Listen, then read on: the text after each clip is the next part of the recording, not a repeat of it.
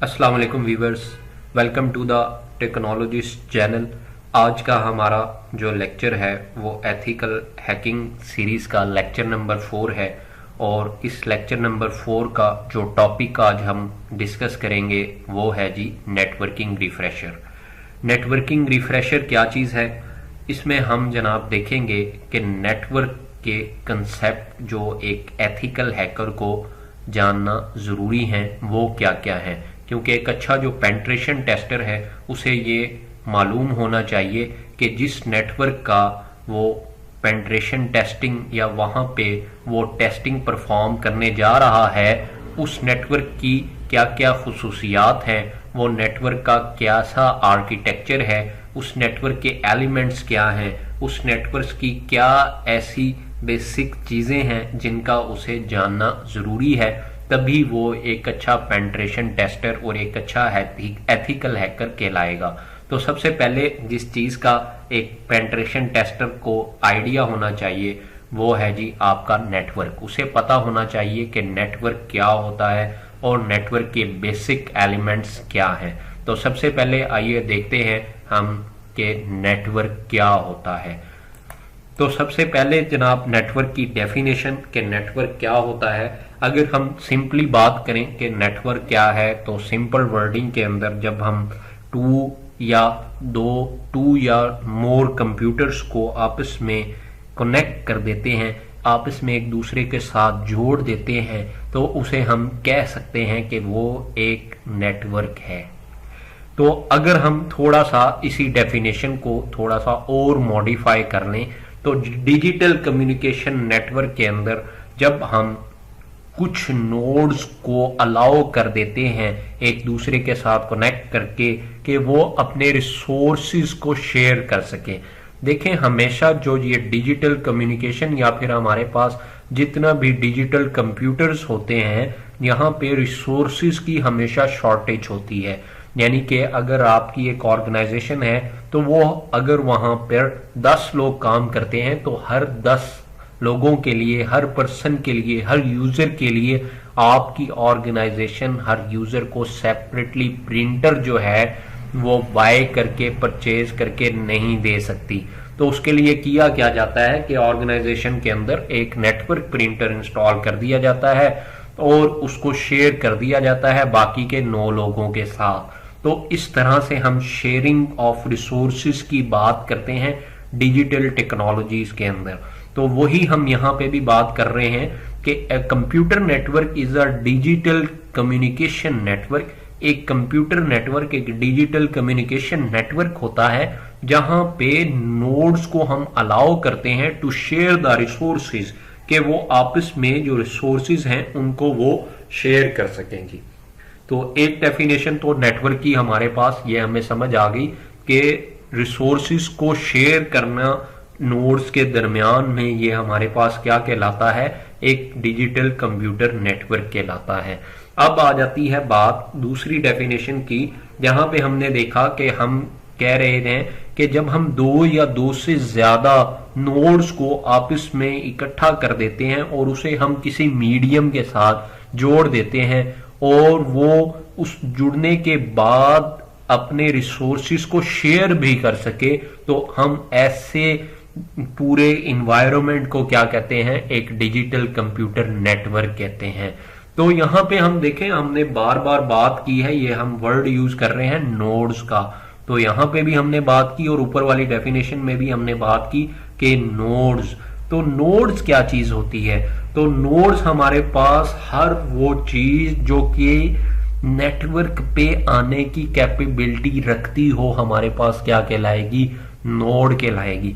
अब ये नेटवर्क पे आने की कैपेबिलिटी कैसे हमारे पास आएगी, एक चीज तो क्लियर होगी कि नोड क्या चीज होगी, हर वो डिवाइस, हर वो हमारे पास एक्सेसरीज जो कि नेटवर्क के साथ कनेक्ट हो सके, हम उसे क्या कहेंगे, नोड कहेंगे। जब वो नेटवर्क के साथ कनेक्ट हो सकेगी through some sort of medium, और वो मीडियम हमारे पास वायर भी हो सकता है, वो वायरलेस भी हो सकता है, वो हमारे पास कोई और टेक्नोलॉजी फाइबर ऑप्टिक्स भी हो सकती है, तो डिफरेंट वो नोड्स मीडियम हो सकते हैं।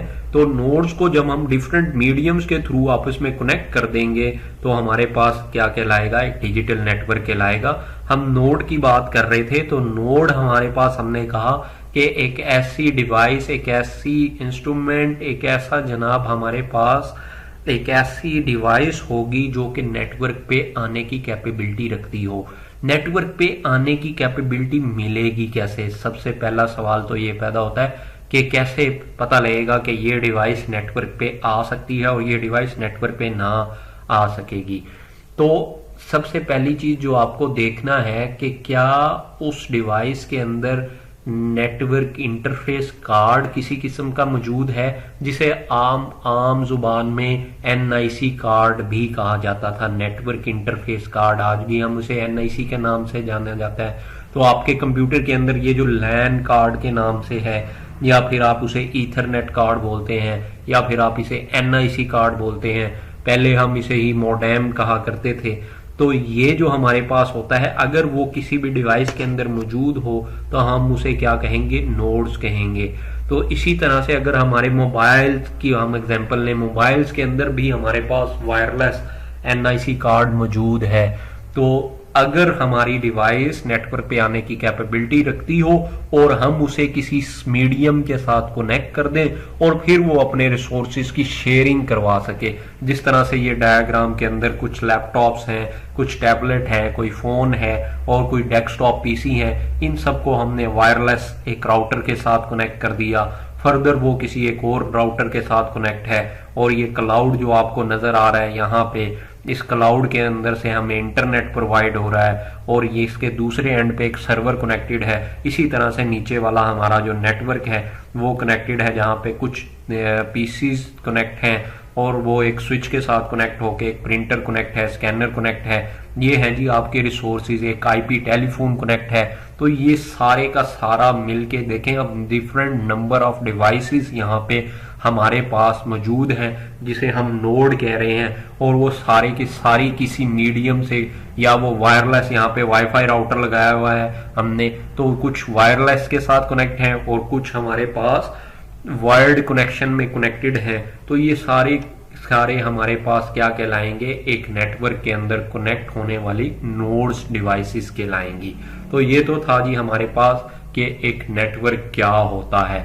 अब आगे जाके जनाब हम देखते हैं कि एक नेटवर्क के कंपोनेंट्स क्या होते हैं, जिनके बगैर एक नेटवर्क को हम एक रनिंग नेटवर्क नहीं कह सकते, एक लाइव नेटवर्क नहीं हम कह सकते, एक जिंदा सही सलामत नेटवर्क के ये नेटवर्क सही काम कर रहा है। हम जब तक ये एलिमेंट्स पूरे नहीं होंगे किसी भी नेटवर्क के अंदर चलने वाले, तो हम उसे नहीं कह सकेंगे कि एक रनिंग नेटवर्क है।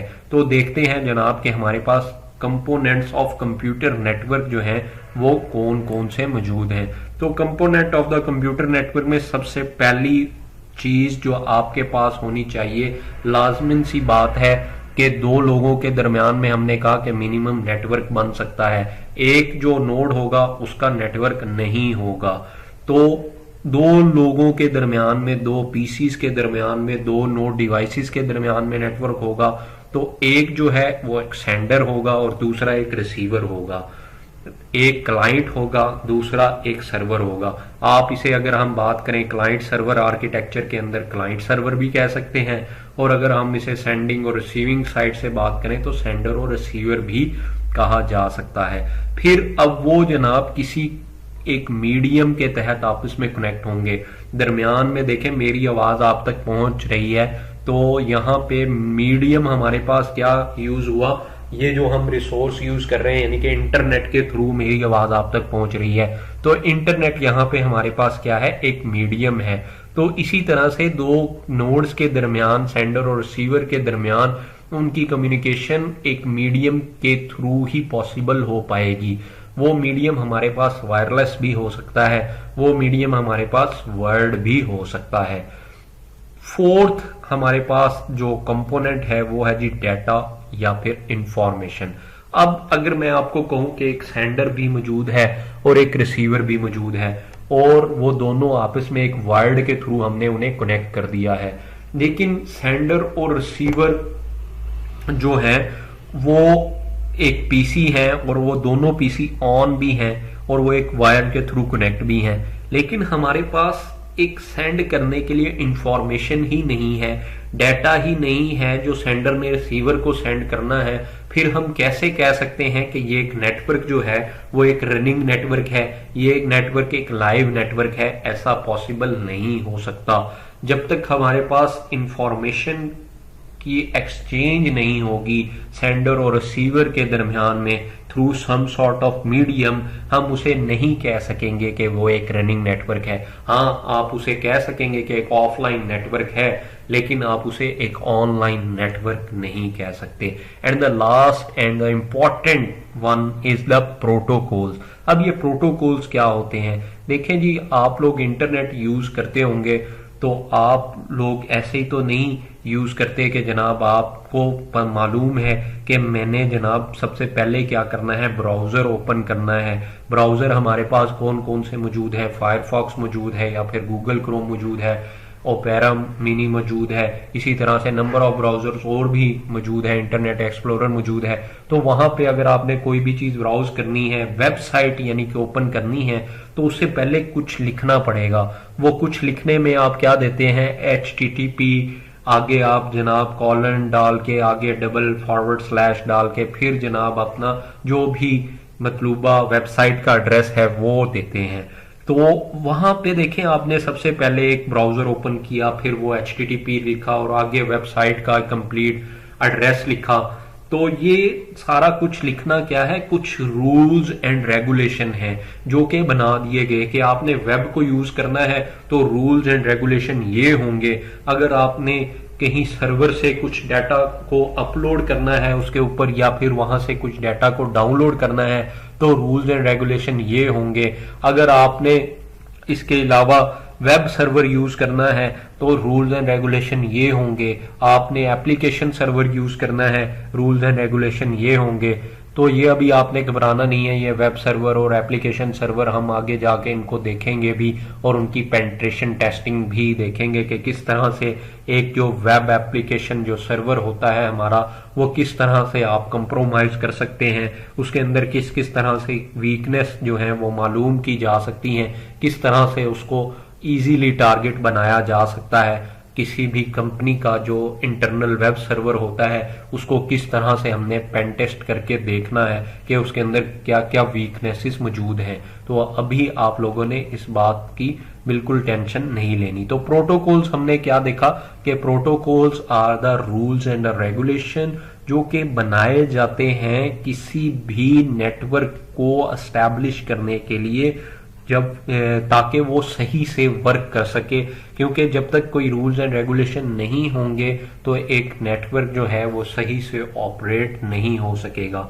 तो इन पे हमारी जनाब आगे जाके भी, अभी आज के लेक्चर में भी हम इस पे अभी बात करेंगे कि डिफरेंट लेयर्स के ऊपर डिफरेंट जो प्रोटोकॉल्स हैं वो इन्वॉल्व होते हैं। हम इसका डिटेल्ड ओवरव्यू तो नहीं देखेंगे, हम इसका जस्ट समराइज्ड व्यू देखते जाएंगे।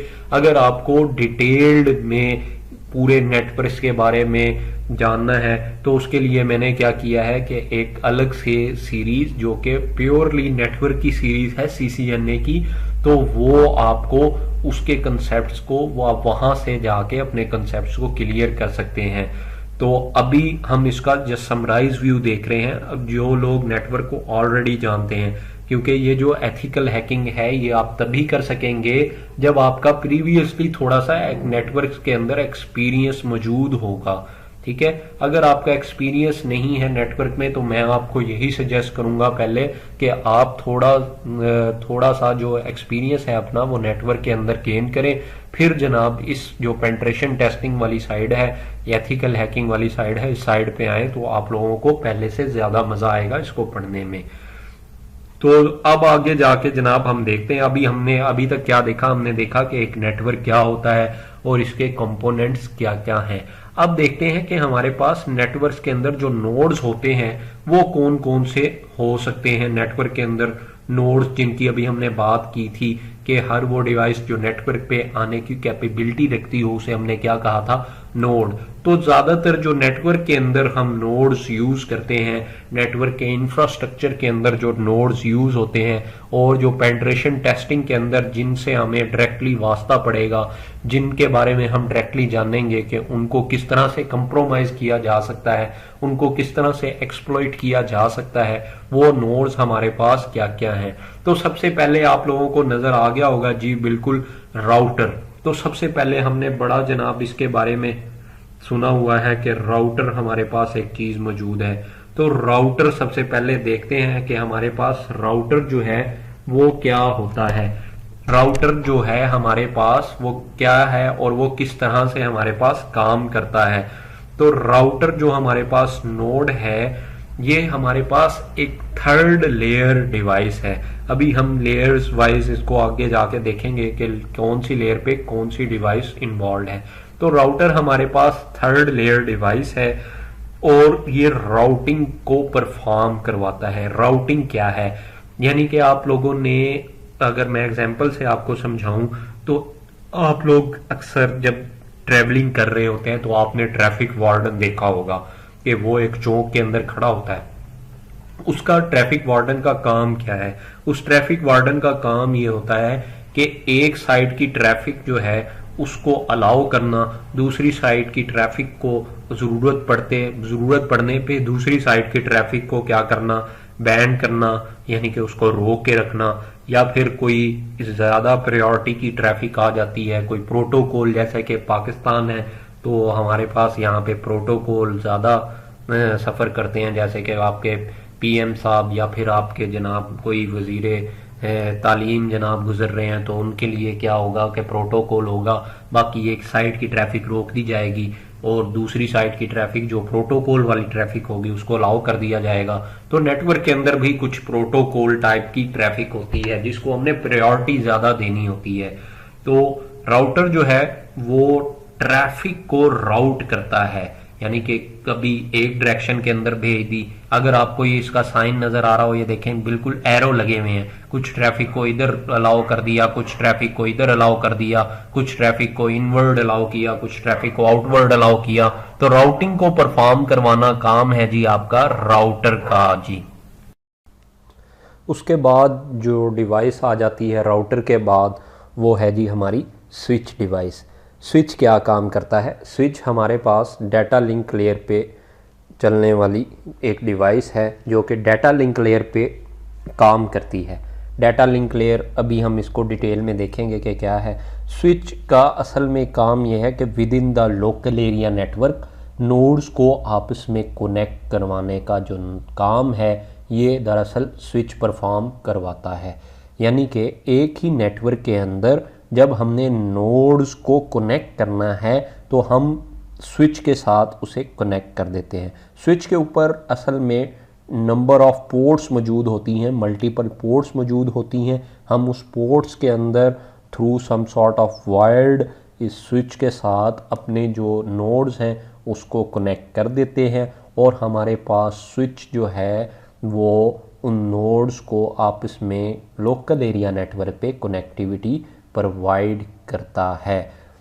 आगे जनाब हमारे पास डिवाइस जो है वो एक सिक्योरिटी की डिवाइस है जिसे हम फायरवॉल कहते हैं। फायरवॉल क्या है? फायरवॉल बेसिकली हमारे पास दो तरह की होती हैं। मैं आपको बता दूं कि दो तरह की फायरवॉल होती हैं। एक को हम सॉफ्टवेयर बेस्ड फायरवॉल कहते हैं जो कि ऑपरेटिंग सिस्टम लेवल पे हमारे पास काम करती हैं, और दूसरी हमारे पास हार्डवेयर बेस्ड फायरवॉल होती हैं। अगर हम नेटवर्क इंफ्रास्ट्रक्चर की किसी कंपनी की बात करें तो वहाँ पे दोनों किस्म की जो फायरवॉल्स हैं वो एक ऑर्गेनाइजेशन अपनी सिक्योरिटी के लिए इम्प्लीमेंट करवाती है।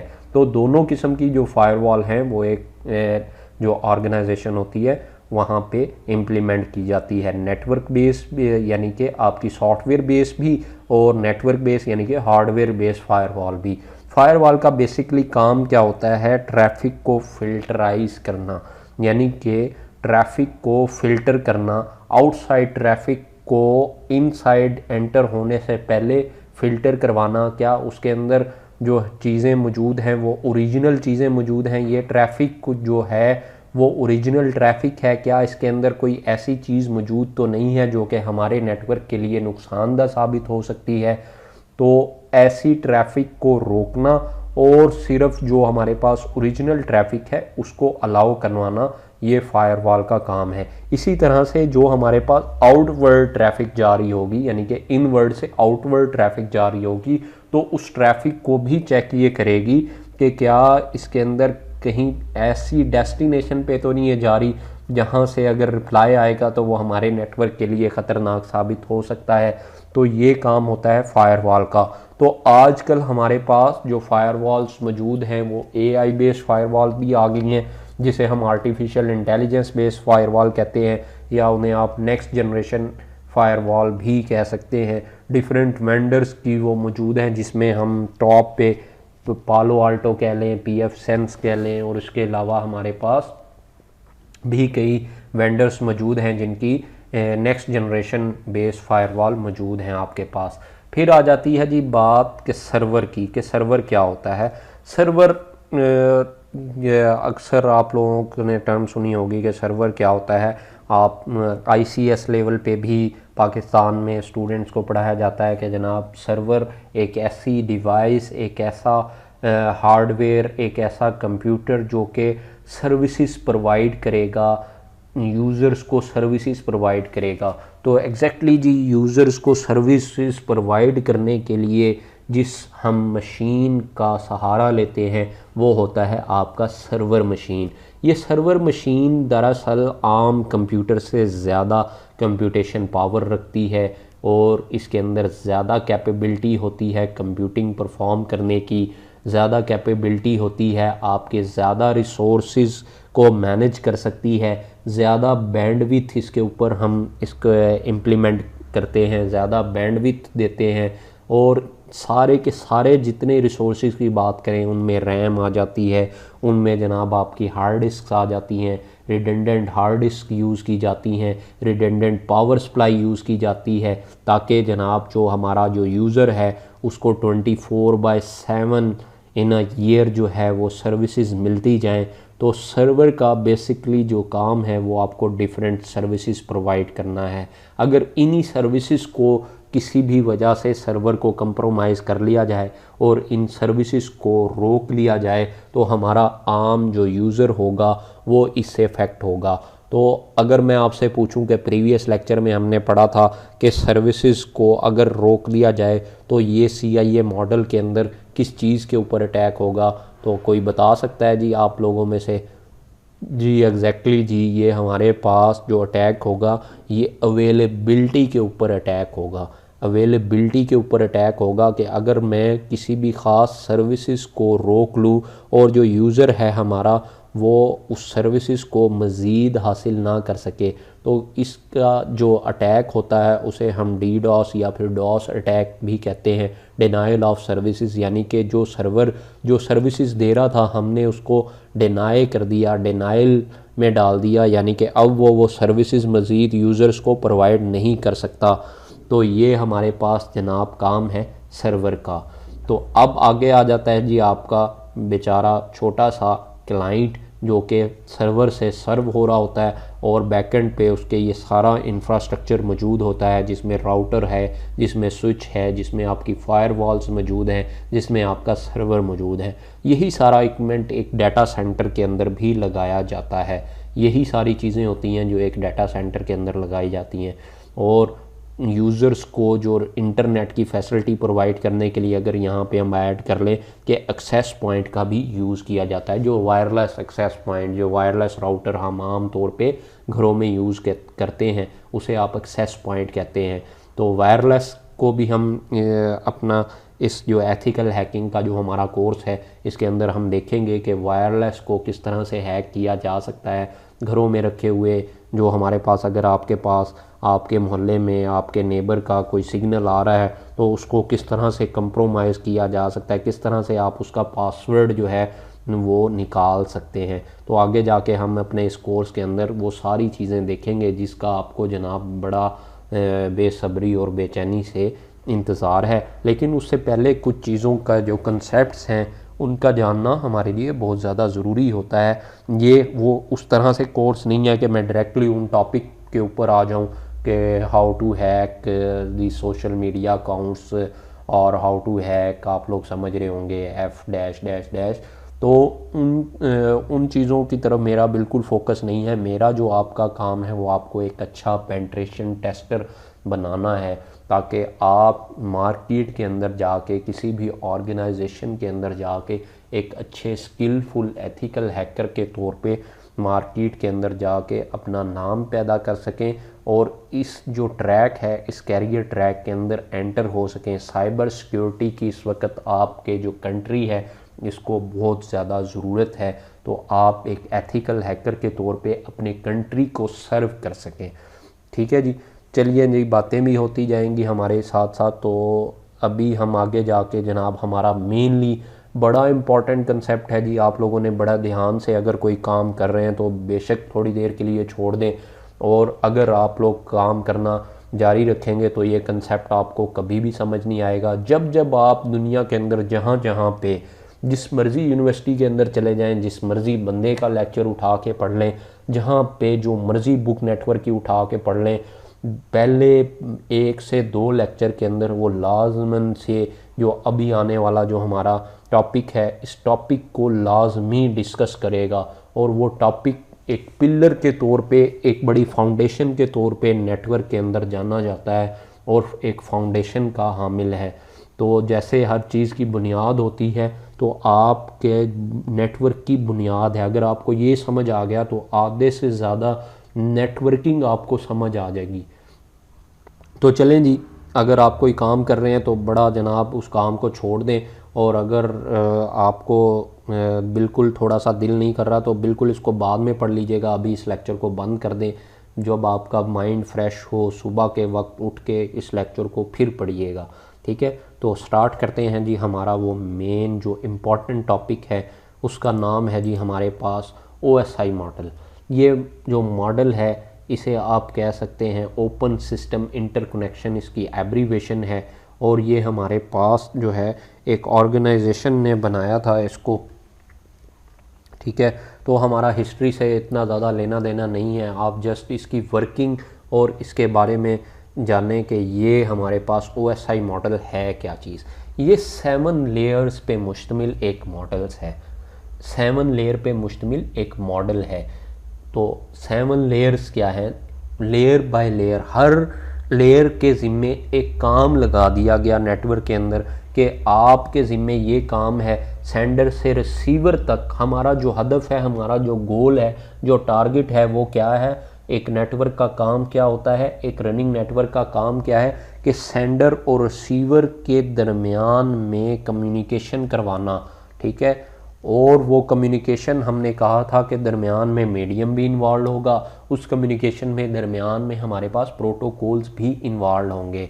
तो सेंडर और रिसीवर के दरमियान में कम्युनिकेशन करवाने के लिए हमें इन 7 लेयर्स को फॉलो करना पड़ेगा कि 7 लेयर्स ये क्या क्या काम कर रही होंगी सेंडर से रिसीवर तक।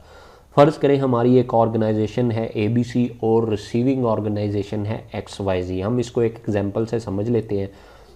ABC ऑर्गेनाइजेशन जो है वो कोई डाटा जो है वो सेंड करना चाहती है XYZ ऑर्गेनाइजेशन को। अब वो जो डाटा है उसने जनाब एक वर्ड की फ़ाइल बनाई, उस डाटा को उस वर्ड की फ़ाइल के अंदर लिखना स्टार्ट किया।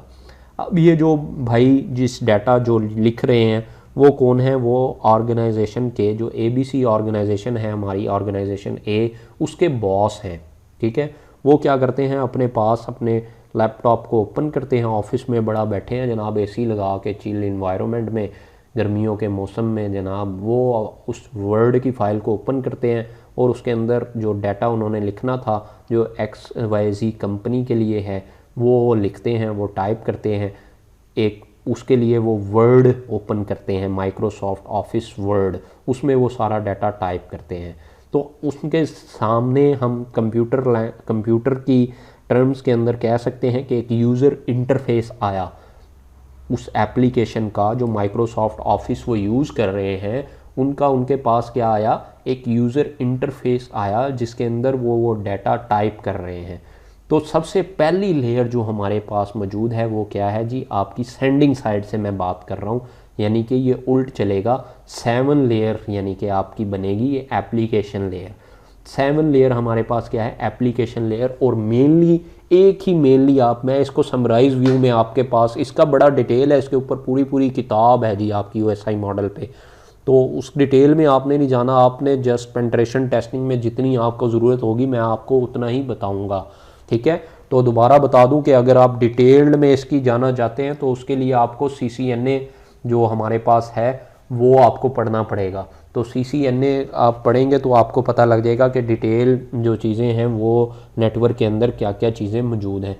तो मेनली हमारी जो फर्स्ट 7 लेयर है सेंडिंग साइड से, जहाँ पे बॉस बैठा और उस बॉस ने क्या किया, एक माइक्रोसॉफ्ट ऑफिस वर्ड की जो विंडो ओपन की और वहाँ पे कोई डाटा जो है वो टाइप करना शुरू कर दिया। तो यहाँ पे जिस लेयर ने काम किया इसे हम क्या कहते हैं, एप्लीकेशन लेयर। तो ये क्योंकि आपके पास application UI user interface provide करती है यूज़र को, तो इसलिए इसका नाम भी उसने क्या रखा, एप्लीकेशन लेयर। हम ये OSI मॉडल की बात कर रहे हैं। अभी आपने ये दरमियान में भी नहीं देखना, TCP/IP मॉडल को भी नहीं देखना। फिर आ जाती है जी हमारी बात प्रेजेंटेशन की। अब उन्होंने जनाब वो जो डॉक्यूमेंट उन्होंने टाइप किया था वो, अब जाहिर है ऑर्गेनाइजेशन के जो डायरेक्टर हैं, CEO हैं, वो बॉस हैं, ठीक है, उन्होंने क्या किया, अपनी जो पर्सनल असिस्टेंट थी उस डॉक्यूमेंट को टाइप करने के बाद वो जो डॉक्यूमेंट था वो क्या कर दिया, अपनी उस पर्सनल असिस्टेंट को दे दिया, ठीक है। और उन्हें कहा कि जनाब ये मैंने एक डॉक्यूमेंट टाइप कर दिया है, इसको आप फॉर्मली जो भी आपका फॉर्मल प्रोसीजर है इसको उसमें अडॉप्ट करके वो सारा आप फिर नेक्स्ट जो भी आपने प्रोसीड करना है, इसके ऊपर जो भी आपने कार्रवाई करनी है नेक्स्ट, वो आप इसके ऊपर नेक्स्ट प्रोसीड करेंगी। तो नेक्स्ट लेयर जो है वो, क्योंकि देखें अब उसने उसकी लुक एंड फील पे भी काम करना है, उसने ये देखना है कि नेक्स्ट जो अब इनका जो बॉस है वो है जी एक जर्मन बॉस, यानी कि वो जो लैंग्वेज जो यानी कि जो समझता है वो कोई और लैंग्वेज है, और जो नेक्स्ट जो हमारे पास ऑर्गेनाइजेशन है उसकी जो लैंग्वेज है वो कोई और लैंग्वेज है। तो सॉरी, तो हमारे पास नेक्स्ट जो लेयर है वो उसकी एक तो क्या करेगी, ट्रांसलेशन कर देगी कि हमारा बॉस ने ये जो डॉक्यूमेंट सेंड किया है ये नेक्स्ट जो ऑर्गेनाइजेशन है उसकी नेटिव लैंग्वेज के अंदर उसको ट्रांसलेट कर देगी। दूसरा काम वो ये करेगी कि बॉस ने जनाब एक ही वर्ड, बॉस तो बॉस होते हैं, उसे नहीं पता था कि जनाब एक ही वर्ड उसने नंबर ऑफ टाइम उसके अंदर रिपीट कर दिया।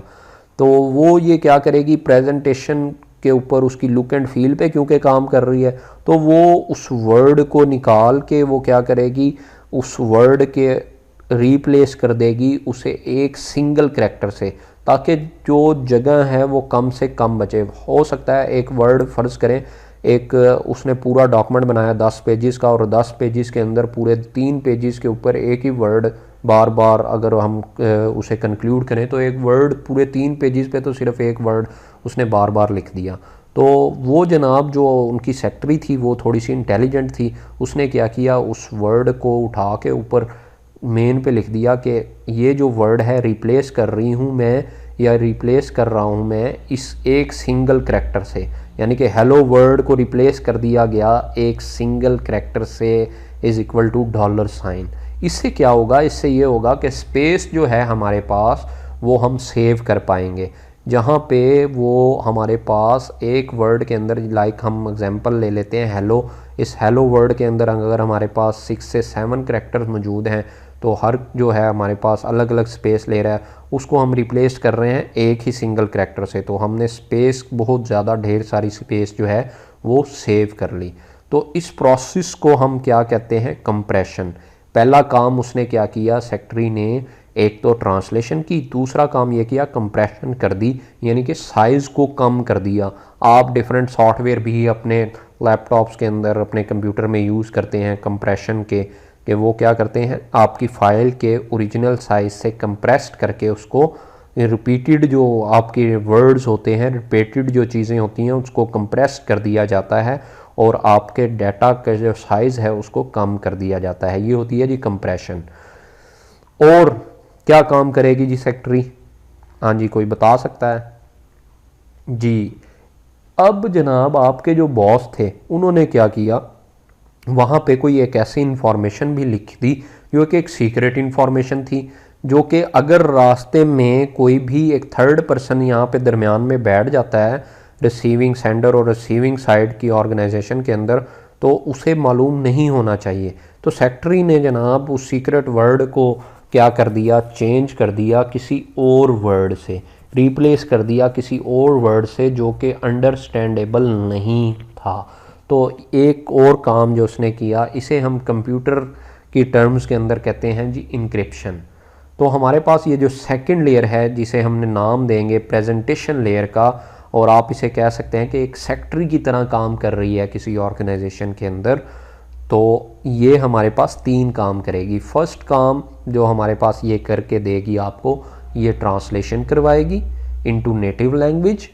दूसरा काम ये क्या करेगी, कंप्रेशन करेगी। तीसरा काम ये क्या करेगी, हमारे पास ये करेगी कि इंक्रिप्शन कर देगी, उसको चेंज कर देगी, एक जो अंडरस्टैंडेबल वर्ड था उसको अनअंडरस्टैंडेबल वर्ड के अंदर जिसका कोई मीनिंग नहीं होगा, इसे हम कहते हैं इनक्रिप्ट करना। ठीक है जी। तो ये सिक्योरिटी के अंदर इंक्रिप्शन जो है, हम आगे जाके बार बार इसका जिक्र आएगा कि इस वाली इंक्रिप्शन को डिक्रिप्ट करना है, इस पासवर्ड को हमने डिक्रिप्ट करना है बाय यूजिंग डिफरेंट टूल। जब हम पासवर्ड क्रैकिंग के बारे में देखेंगे तो वहाँ पे हम इंक्रिप्शन से डिक्रिप्शन करना डिफरेंट टूल्स के ज़रिए हम सीखेंगे जी। नेक्स्ट जो हमारे पास क्या था, अब इन्होंने क्या किया, ये सेक्रेटरी ने अब अपनी जो इनकी बाहर जो रिसेप्शनिस्ट बैठी होती हैं, रिसेप्शनिस्ट को दे दिया। रिसेप्शनिस्ट ने उस फाइल के ऊपर देखा, अच्छा ये हमारे पास ABC ऑर्गेनाइजेशंस जो है वो सेंड करना चाह रही है XYZ को। तो ये जनाब XYZ को कॉल करके कह देंगी कि जनाब हमने आपको एक फ़ाइल सेंड करने जा रहे हैं जो कि कल को आपको इतने बज के इतने मिनट पे हमारा जो पोस्टमैन है आपके पास वो जो फाइल है उसको लेके आ जाएगा। ठीक है जी। तो ये काम हमारे पास ये रिसेप्शनिस्ट जो हमारे पास ऑर्गेनाइजेशन के अंदर होता है या होती है वो कर रही है। इसे हम नेटवर्क के अंदर क्या किस लेयर का नाम देते हैं जी, एग्जैक्टली सेशन लेयर का। तो सेशन एस्टैब्लिश करना बिटवीन सेंडर और रिसीवर काम है हमारे पास किसका जी, सेशन लेयर का। आगे आ जाती है जी आपकी transport layer. Transport layer organization के अंदर अब हम किसे रोल दें जी, किसे दें, तो हम दे देते हैं ये आपके मैनेजर को। मैनेजर अक्सर आपने देखा होगा बड़े चालाक होते हैं, तो जनाब ट्रांसपोर्ट लेयर का भी कुछ इसी तरह से कुछ ज़्यादा जो है वो चालाकी वाला काम है। ट्रांसपोर्ट लेयर देखेगी कि जनाब हमारे पास अब ये जो डाटा है, जो ये फाइल है, तो ये जो फाइल है मैं इसके साथ क्या करूं, वो ये हमारे पास क्या करेगी, बजाय इसके कि पूरी एक ही फ़ाइल 10 पेजेस की एक फ़ाइल है उसको एक ही फाइल के अंदर रखने के, ये उसको सेगमेंट्स के अंदर टुकड़ों के अंदर छोटा सा डिवाइड कर देगी। ठीक है, डिवीजन कर देगी, उसकी सेगमेंट्स बना देगी, हिस्से बना देगी। ये क्यों करेगी, ये इसलिए करेगी अगर रास्ते में किसी एक सेगमेंट को की कोई भी ख़राबी होती है, क्या एक सेगमेंट कहीं पे ड्रॉप होता है, तो वहीं से ही हमारे पास कम्युनिकेशन को दोबारा से किया जा सके, उसी सेगमेंट को दोबारा से रीट्रांसमिट की रिक्वेस्ट करके दोबारा से मंगवाया जा सके। तो ये हमारे पास जनाब क्या करेगी, सेगमेंटेशन करेगी। और 2 इम्पॉर्टेंट काम भी ये लेयर करेगी, और इस लेयर का नाम भी मैं आपको बताता चलूँ। इसका लेयर का नाम है ट्रांसपोर्ट लेयर। तो ट्रांसपोर्ट लेयर एक यहाँ पे पहला एड्रेस लगाएगी, सेंडिंग साइड से ये पहला एड्रेस लग रहा है, याद रहे सेंडिंग साइड से पहला एड्रेस लग रहा है। नेटवर्क के अंदर कितनी किस्म के एड्रेस होते हैं अभी आपको मालूम हो जाएगा OSI मॉडल पढ़ने के बाद कि हमारे पास नेटवर्क के अंदर कितनी किस्म के एड्रेस होते हैं। तो पहला एड्रेस सेंडिंग साइड से जो हमारे पास लग रहा है वो इस ट्रांसपोर्ट लेयर के ऊपर लग रहा है, और वो हमारे पास क्या है जी, पोर्ट एड्रेस। क्या है जी, पोर्ट एड्रेस। पोर्ट एड्रेस जो है वो हमारे पास हमें इस काबिल बनाता है कि हम प्रोसेस टू प्रोसेस टाइप की डिलीवरी कर सकें। एप्लीकेशन जो एक एंड के ऊपर चल रही है, यानी कि सेंडिंग एंड पे ऊपर चल रही है, दूसरे एंड के ऊपर ये जो डाटा, ये जो पैकेट, ये जो इंफॉर्मेशन है, ये जाके उसी एप्लीकेशन को ही मिले, उसी प्रोसेस को ही मिले। ये कैसे इंश्योर होगा, ये होगा ensure with the help of this address, जिसे हम क्या कह रहे हैं, जिसे हम पोर्ट एड्रेस कह रहे हैं जी। तो ये हमारे पास कौन सी लेयर लगाती है, ट्रांसपोर्ट लेयर लगाती है पोर्ट एड्रेस। और यहाँ पे दो मेनली, अगर आपको सामने इसके लिखा नज़र आ भी रहा हो, तो दो इम्पॉर्टेंट प्रोटोकॉल्स डिसाइड होते हैं। तो यहाँ पे मुझे कहानी याद आ रही है, लेकिन मैं यहाँ पे आपको नहीं बताऊँगा, वो आपको कहानी सुनने के लिए जनाब CCNA का, जहाँ पे मैं CCNA में वैसा ही मॉडल पढ़ाऊँगा, तो वो वाला लेक्चर सुनना पड़ेगा कि TCP और UDP के अंदर क्या कहानी है। तो यहाँ पे दो प्रोटोकॉल ये ट्रांसपोर्ट लेयर यहाँ पे इन्वॉल्व करती है। एक का नाम होता है जी आपका TCP प्रोटोकॉल और दूसरे का नाम होता है UDP, user datagram protocol. TCP mean transmission control protocol और ये हमारा यूज़र डाटाग्राम प्रोटोकॉल। दो तरह के प्रोटोकॉल जो हैं वो इन्वॉल्व होते हैं ट्रांसपोर्ट लेयर पे। अब देखें, ट्रांसपोर्ट लेयर ने काफ़ी काम कर लिए। पहला काम जो इसने किया सेगमेंटेशन की, दूसरा काम इसने किया वो हमारे पास पोर्ट एड्रेस लगाया ताकि इंश्योर किया जा सके कि दूसरे एंड पे जो एप्लीकेशन चल रही है ये डाटा उसी के लिए है। इसे आप एग्जांपल से ऐसे समझ लें कि एक आपने ब्राउज़र के अंदर डिफरेंट टैब ओपन की हुई थी, एक में फेसबुक चल रहा था, आपके जनाब स्काइप चल रहा था और आपका मैसेंजर चल रहा था, एक जगह पे जीमेल ड्राइव ओपन थी, वहाँ पे भी आपकी चैटिंग कर रहे थे, आप हैंग आउट के ऊपर चैट कर रहे थे, तो डिफरेंट प्लेटफॉर्म ओपन थे। तो किस दूसरे एंड पे भी इसी तरह जो रिसीविंग यूज़र है उसके ऊपर भी डिफरेंट प्लेटफॉर्म, तो किस तरह से पता लगेगा कि ये मैसेज जो है ये फेसबुक का ही मैसेज है, ये मैसेज स्काइप का ही मैसेज है, ये मैसेज जनाब आपका हैंग आउट का मैसेज है, ये मैसेज आपको मेल के अंदर मिलना चाहिए, ये मैसेज आपको जीमेल के अंदर मिलना है, ये मैसेज आपको याहू में। तो ये इंश्योर होगा by using the port address, जो कि ये ट्रांसपोर्ट लेयर लगाएगी।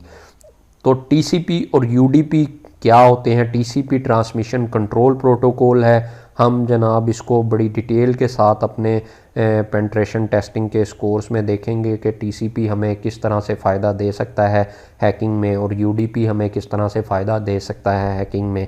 तो अभी जस्ट आपको याद रहना चाहिए कि TCP UDP, TCP जो है हमारा कनेक्शन ओरिएंटेड प्रोटोकॉल है और UDP हमारा कनेक्शन लेस प्रोटोकॉल है।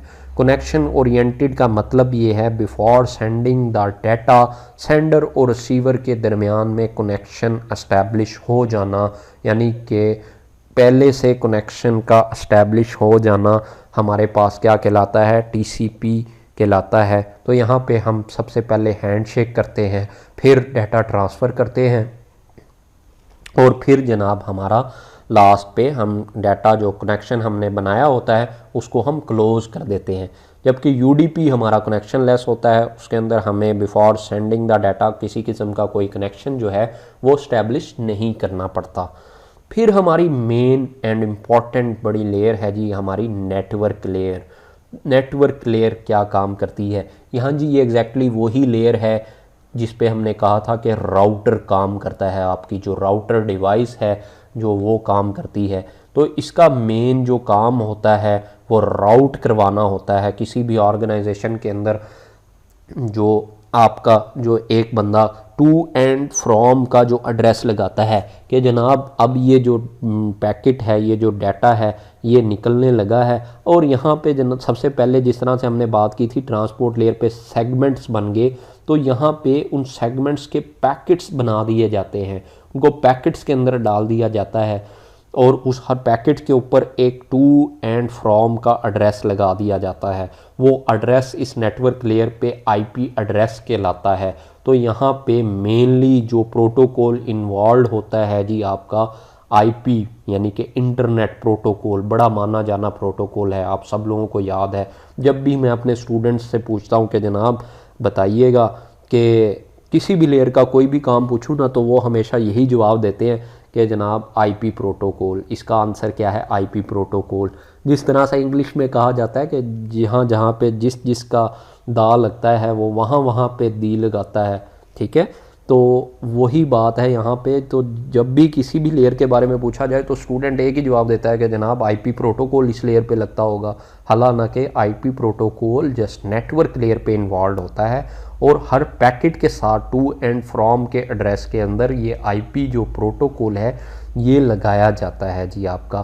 तो नेटवर्क लेयर का एक तो काम ये हो गया कि ये सेगमेंट्स को पैकेट्स के अंदर डाल देती है और दूसरा जनाब एक आईपी प्रोटोकॉल जो है वो इसके साथ अटैच कर देती है। यहाँ पे जनाब आरप भी होती है, एड्रेस रेजोल्यूशन प्रोटोकॉल। इसको हम आगे जाके जब हम एआरपी पॉइजनिंग एआरपी टाइप के अटैक पढ़ेंगे तो मैं आपको बताऊंगा कि नेटवर्क लेयर पे आरप का मतलब क्या है। इसके अलावा यहाँ पे आईसीएमपी के पैकेट आईसीएमपी प्रोटोकॉल लगता है, इंटरनेट कंट्रोल मैसेजिंग प्रोटोकॉल है, और IGMP protocol internet group messaging protocol है, वो काम करता है। ये हमारा आईसीएमपी जो है वो एक क्यूरी बेस्ड प्रोटोकॉल है, जो हम पिंग की कमांड चलाते हैं या फिर ट्रेसल्ट की कमांड चलाते हैं, ट्रेस राउट की कमांड चलाते हैं। ये दोनों कमांड जो हैं क्यूरी करने के लिए यूज़ की जाती हैं और ये आईसीएमपी प्रोटोकॉल के अकॉर्डिंगली काम करती हैं। तो इंटरव्यू में बहुत ज़्यादा आपसे पूछा जा सकता है कि जनाब पिंग और ट्रेस राउट या ट्रेसल्ट की कमांड जो है आपकी किस प्रोटोकॉल के अंडर काम करती है। तो आप लोगों ने अगर ये लेक्चर सुना होगा तो आप फ़ौरन से पहले कहेंगे कि जनाब वो आईसीएमपी के अकॉर्डिंगली आईसीएमपी प्रोटोकॉल जो कि हमारा नेटवर्क लेयर का प्रोटोकॉल है, जो हमारी अगर हम बात करें सेंडिंग साइड से तो हमारी 5th लेयर है, और अगर हम बात करें रिसीविंग साइड से तो 3rd लेयर, आमतौर पे 3rd लेयर कहा जाता है इसे।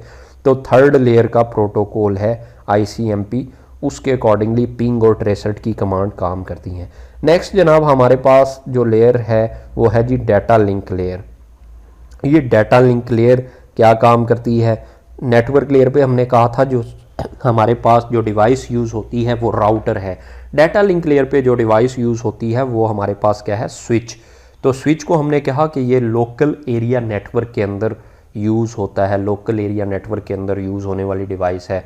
तो डाटा लिंक लेयर का काम क्या है? यहाँ पे देखें जो पैकेट आपने बनाए थे उन पैकेट्स के ऊपर फ्रेमिंग कर दी जाती है ताकि आपका जो डाटा है तो वो बुरे लोगों से यानी कि आपके जो हैकर्स हैं उनसे महफूज रह सके। अगर उनके अंदर थोड़ा सा डाटा की इंटेग्रिटी के ऊपर किसी ने अटैक करने की कोशिश की, उस डाटा को बदलने की कोशिश की, तो हम सम सॉर्ट ऑफ मैकेनिज़्म उसको पकड़ा जा सके कि जनाब हमारा जो फ्रेम है वो डिस्टर्ब हुआ है, और यही इसी तरह से हम डिटेक्ट कर पाएंगे कि जनाब इसके अंदर कोई एरर आया है डाटा के अंदर। तो इसका इस लेयर का एक मेन काम ये भी होता है कि ये error checking and correction mechanism के अंदर काम करती है, एरर डिटेक्शन के अंदर काम करती है। तो एक काम यहाँ पे आपका क्या हो गया डाटा लिंक लेयर का, यहाँ पे स्विच काम करता है जो कि आपकी सेकंड लेयर डिवाइस है, यानी कि डाटा लिंक लेयर आपकी सेकंड लेयर है, ठीक है। और यहाँ पे क्या होता है? फ्रेम बनते हैं, फ्रेम या पैकेट के ऊपर फ्रेमिंग कर देते हैं ताकि आपका डाटा जो है वो रास्ते में महफूज रह सके। और लास्ट पे जनाब आपका जो वो फ्रेम हुए हुए जो डाटा होता है उस सारे को फिज़िकल लेयर के ऊपर भेज दिया जाता है ताकि उस डाटा को सेंड किया जा सके सेंडिंग से रिसीवर की तरफ। फिज़िकल लेयर का जस्ट इतना ही काम है कि ये डाटा को ABC ऑर्गेनाइजेशन से लेके XYZ ऑर्गेनाइजेशन की फिज़िकल लेयर तक पहुंचा देगी। अब जो आपका जो डाटा है वो पहुंच चुका है XYZ की फ़िज़िकल लेयर पे। अब जनाब हमने नीचे से फ़िज़िकल लेयर से चलना स्टार्ट करना है। तो फ़िज़िकल लेयर जो डाटा देगी फ़िज़िकल लेयर को, फ़िज़िकल लेयर के बाद डाटा पकड़ा दिया जाएगा डाटा लिंक लेयर को। अब मैं थोड़ा सा क्विक व्यू दूंगा आपको। डाटा लिंक लेयर के ज़िम्मे क्या काम था? इसने फ्रेमिंग की थी, तो अब रिसीविंग साइड से वो फ्रेम को क्या करेगी?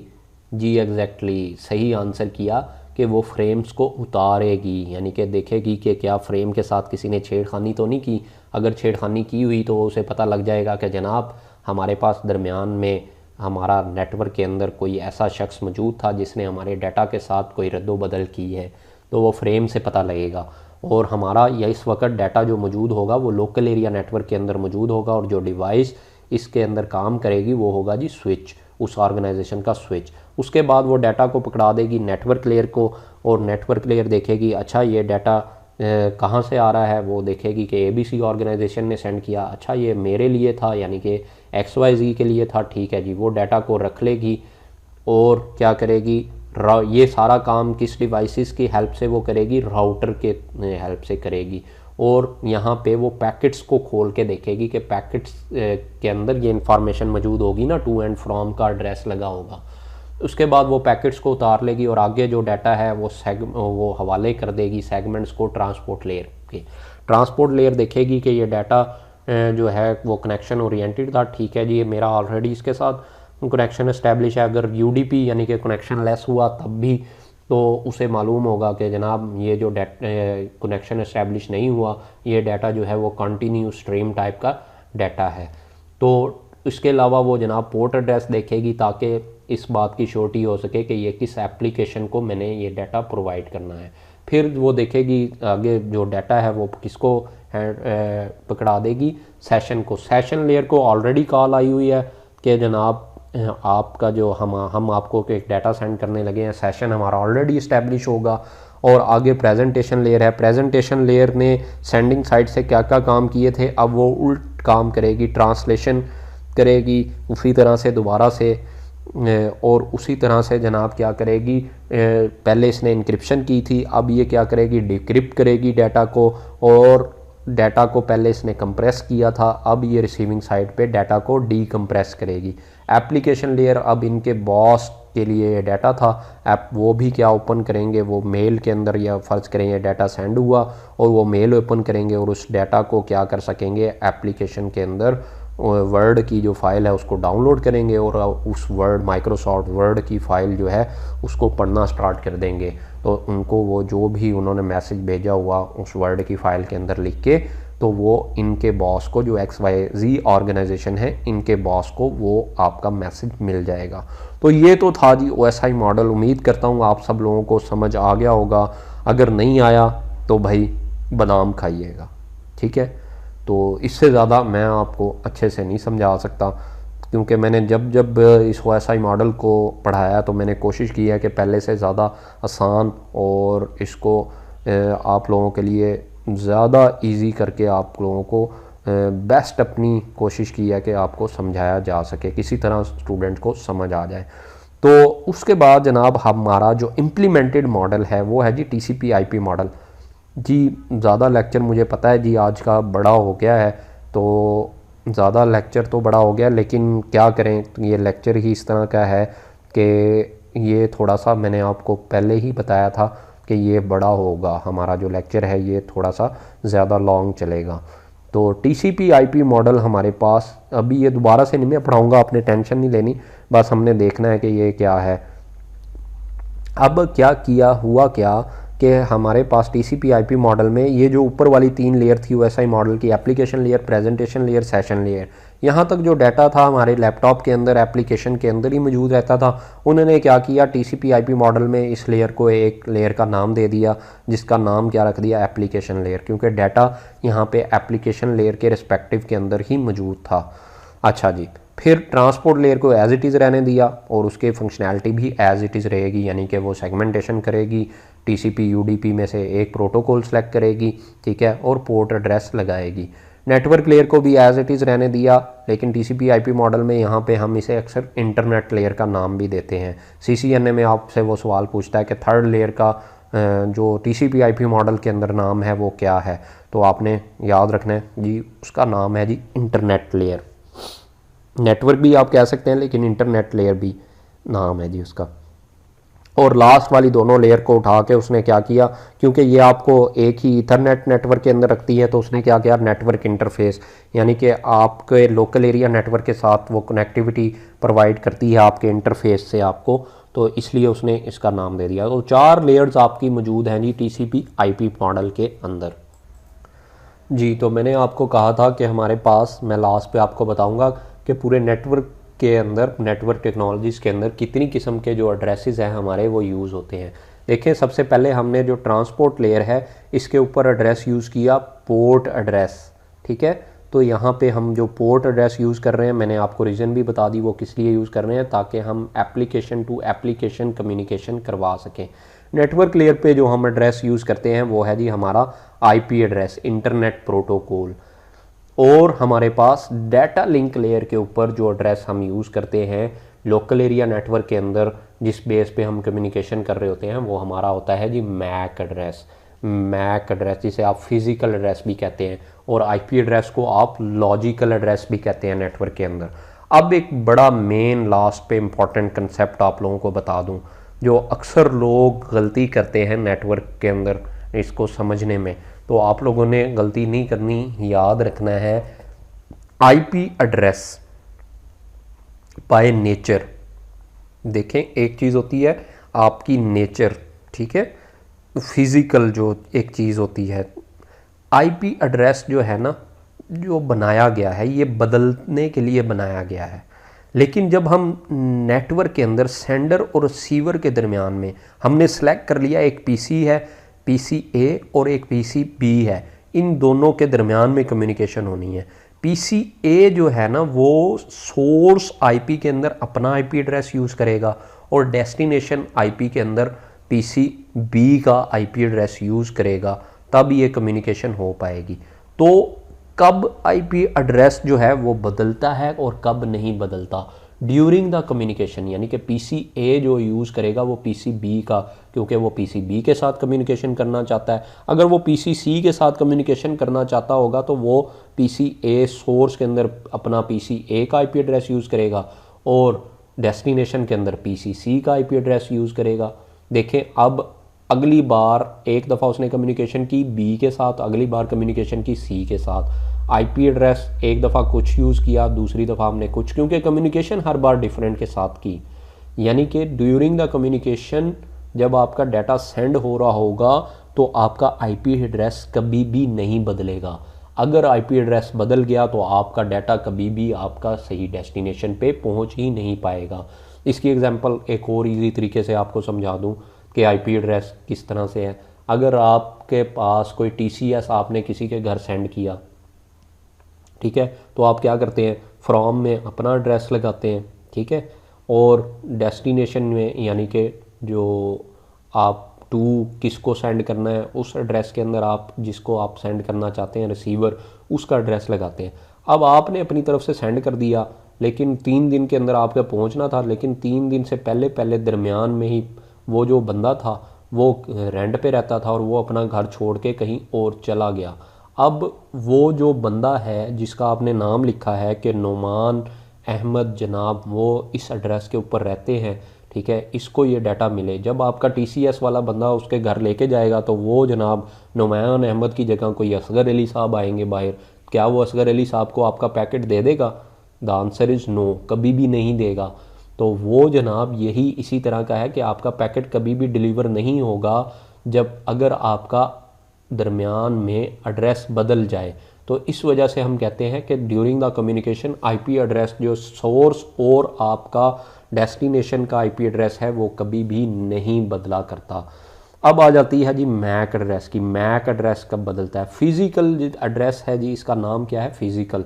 तो फिज़िकल मैक एड्रेस वैसे नहीं बदलता, यानी कि मेरी जो मशीन मैंने लैपटॉप है या मेरा मोबाइल है, इसका फ़िज़िकल एड्रेस आज भी वही है, कल को भी वही रहेगा, परसों को भी वही रहेगा, ये मैं किसी को सेल कर दूंगा तब भी इसका मैक एड्रेस वही रहेगा, ठीक है। लेकिन ड्यूरिंग द कम्युनिकेशन जब मैं कम्युनिकेट कर रहा हूँगा एक नोड से दूसरे नोड के दरमियान एक होप से, यानी कि एक होप या एक नोड से दूसरे नोड पे, क्योंकि बारी बारी एक नोड दूसरे नोड को, ये जो हमारा फ्रेम है वो पकड़ाएगा, दूसरा नोड तीसरे को, तीसरा चौथे को, तो हर नोड जो है सोर्स में अपना मैक एड्रेस लगाएगा, डेस्टिनेशन में नेक्स्ट का। इसी तरह से नेक्स्ट जो है सोर्स में अपना लगाएगा, डेस्टिनेशन में उससे नेक्स्ट का। तो MAC address during the communication जनाब बदलता है, और लेकिन फिज़िकली बजाते खुद वो नहीं बदला करता। तो ये जनाब कंसेप्ट आप लोगों ने बिल्कुल अपना पेट क्लियर रखना है कि कब आपका आईपी एड्रेस बदलता है और कब आपका जो मैक एड्रेस बदलता है। तो अक्सर जनाब आपके पास आप लोग ये कंसेप्ट जो है वो मिक्सअप कर देते हैं, तो आप लोगों ने ये कंसेप्ट याद रखना है। तो अगले लेक्चर के अंदर इंशाल्लाह आप लोगों से मुलाकात होगी। काफ़ी लंबा लेक्चर हो चुका है, मुझे जनाब आप लोगों का एहसास है कि आप लोग बड़े काम वगैरह छोड़ के इस लेक्चर को सुनते हैं। तो अगले लेक्चर के अंदर जनाब थैंक यू सो मच, अगले लेक्चर के अंदर आपसे मुलाकात होगी। और ये स्माइली जिस तरह से मुस्कुरा रही है, आप लोग भी हमेशा इसी तरह से मुस्कुराते रहें, हंसते रहें, खुश रहें, दुआओं में याद रखिएगा। अल्लाह हाफ़िज़।